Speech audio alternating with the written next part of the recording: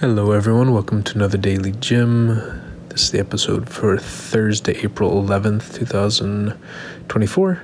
Today I want to talk about the rapid onslaught of emotions. So, for those who don't know, rapid onslaught, I believe, is a term that's often used for rapid succession, like a very quick series of punches or hits, attacks, often used in terms of war, combat, and things like that. That's my guess. I looked it up, and I think that's kind of what it is. But, so to tell a story.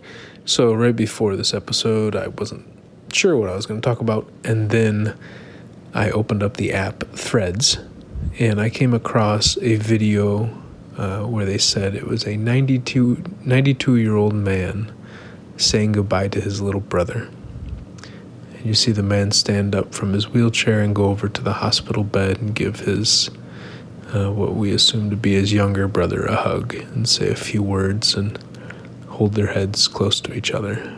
And even describing it to you is bringing tears to my eyes again. And the video finished, and I scrolled down, and the next thing I saw was a white, fluffy dog, a small, fluffy white dog, and with an orange butterfly on its nose, and it was moving its head back and forth to try to get the butterfly off or see what was going on. And I stopped at that, and I thought, let me record this episode. But if I would have kept scrolling, maybe there would have been something about politics in there. Maybe there would have been something about, who knows what, the death of O.J. Simpson, which happened today, many other things. And it's just those two, just the deep sadness to this kind of fluffy, playful dog. I don't know if we human beings, okay, let me say this. I feel very confident we human beings weren't built for dealing with such a rapid onslaught of emotion. It is hard to deal with being in a room of people and having to deal with the emotions that are happening in the room. But now that we have access to Twitter or whatever people want to call it these days, or have access to Threads, or have access to Reddit, or have access to really anything on the internet, YouTube, my goodness, or TikTok, it can jump from one thing to another thing so quickly. We have access to the emotional experiences of so many humans, almost, I don't know how many humans are on the internet and posting, but I don't know if we've trained to deal with emotions hitting us this quickly. And I think we haven't, and I think what happens most of the time is that we look at a newspaper article, or we look at a blog post, or we look at a TikTok, or we look at a video on YouTube, or we see something on Twitter, and we feel something. And then we look at another one, we feel another thing. Then we look at another thing, we feel another thing. And we feel. But we aren't aware that we're feeling these things in such quick succession.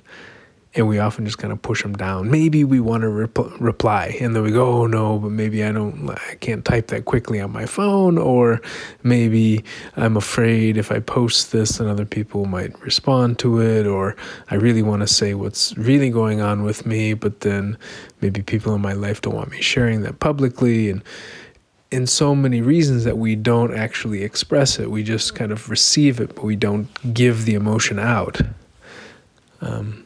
And so it's almost like going onto the internet is we're just getting pelted with different emotional experiences.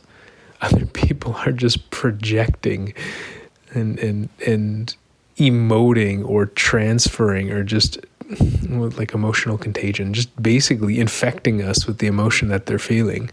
And then we have other emotions that pop up as a result. And then we go, okay. And then, people say, oh, people aren't sleeping well because they're looking at the blue screen, the blue light from their phones. And I'm thinking, no, it's because they just watched something that ripped them apart emotionally and they were not dealing with it. And then we just okay, go to sleep. Like, what? What? How do we watch a video of this man saying goodbye and then watch something about Israel and Palestine and then watch, maybe somebody being killed and then watch a dog playing with a butterfly and then see a beautiful photo of the eclipse and then see all these different things and then just think that we're not having this huge emotional experience while using our phones or using the internet in general. So I just wanted to pause and reflect a little bit about how